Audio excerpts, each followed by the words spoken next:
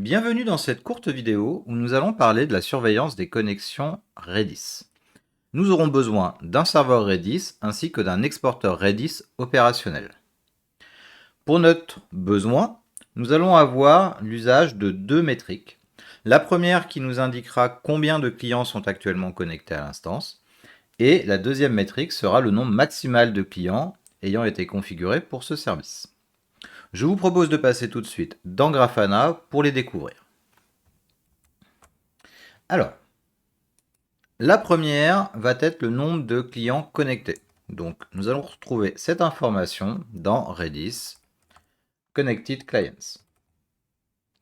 Voilà. Donc là, pour ma part, j'ai un certain nombre de scripts qui tournent en arrière-plan pour me générer des connexions et on voit que j'ai actuellement 6 clients connectés en continu sur mon instance. Très bien.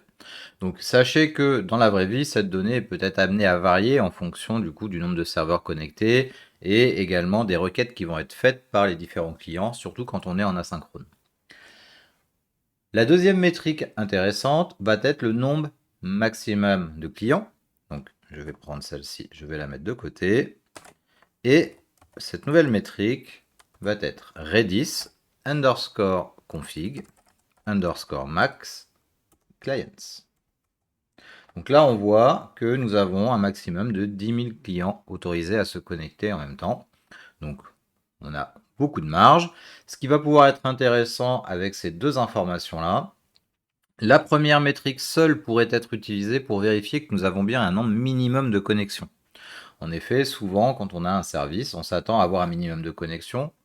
Peut-être que vous avez 10 front-ends qui sont connectés à 20 API derrière, et peut-être que ces 20 API maintiennent des connexions au Redis, donc vous vous attendez à avoir au moins 20 connexions.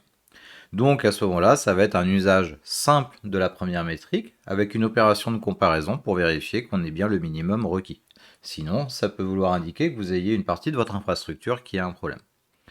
L'autre possibilité va être de vérifier que le nombre de clients connectés est bien inférieur à la limite maximale qui a été fixée.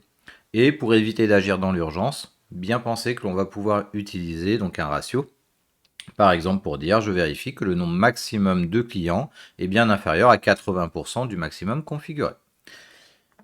Je vous propose donc de valider tout de suite cette partie-là. Donc je remets la première métrique et je vais vérifier que je suis bien inférieur ou égal. Donc pour ma part, je veux lever une alerte si je suis supérieur ou égal à Redis config max client fois par exemple 0,8 pour avoir un ratio.